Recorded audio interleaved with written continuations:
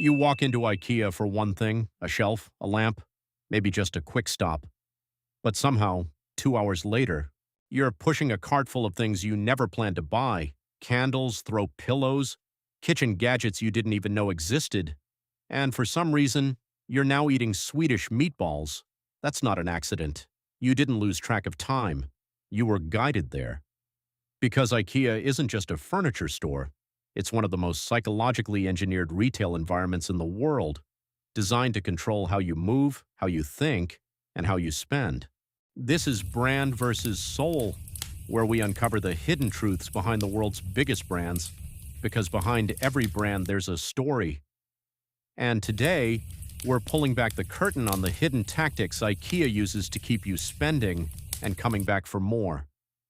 The moment you walk into IKEA, you lose control, not physically, but mentally. Because the very first thing you encounter isn't furniture, it's a path, a one-way path, a system designed to guide you through almost the entire store before you can leave. You're not browsing, you're being led. This layout is known as a fixed path design, but what it really does is remove your freedom to shop the way you normally would. You can't just walk in, grab what you need, and leave. Instead, you're pushed through living rooms, kitchens, bedrooms, room after room of perfectly staged environments, and your brain starts doing something dangerous. It stops focusing on what you came for and starts reacting to what you see. This is where something called the Gruen effect begins to take hold, a psychological state where the environment becomes so immersive that you forget your original intention. You didn't come for candles, you didn't come for glassware, but now they feel like they belong in your home, and your brain says, just grab it now, you won't come back for it later. Because deep down, you already know this place is a maze, and just when your brain starts to feel overwhelmed, IKEA does something brilliant. They slow you down. Halfway through the store, you find it. The restaurant. It feels like a break, a reset, a reward. But it's not just about food, it's about control. Because hungry people don't think clearly, but comfortable people, they linger, they relax, they imagine.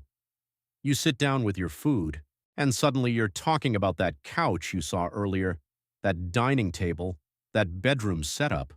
You're not just shopping anymore, you're picturing your life inside IKEA.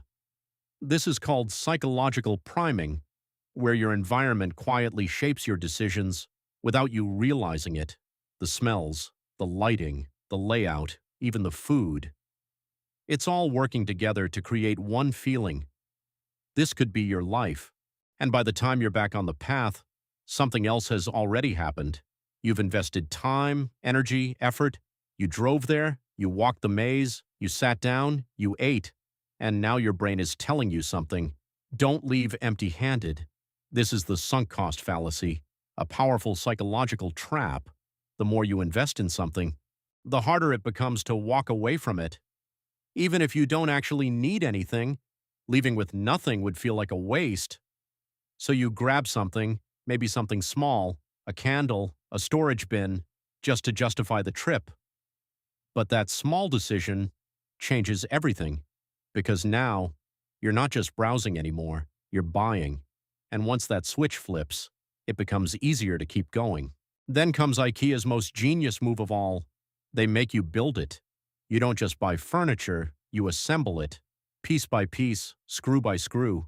And even though it's frustrating, something strange happens when you finish. You feel proud, you feel accomplished, you feel attached. This is known as the IKEA Effect, a psychological bias where we place higher value on things we helped create. That bookshelf?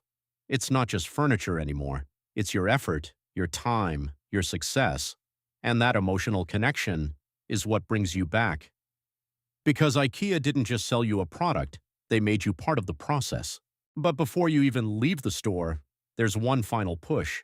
The market hall. Bins of cheap items, endless rows of low prices. Everything feels like a deal, like you'd be crazy not to grab something.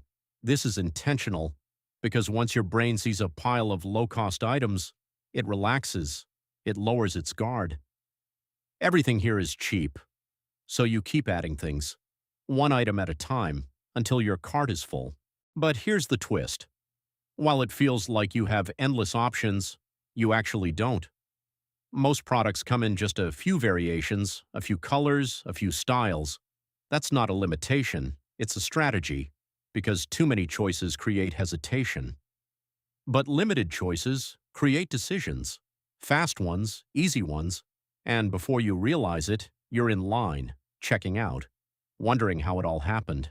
But now you know, it wasn't random, it wasn't impulse, it was design.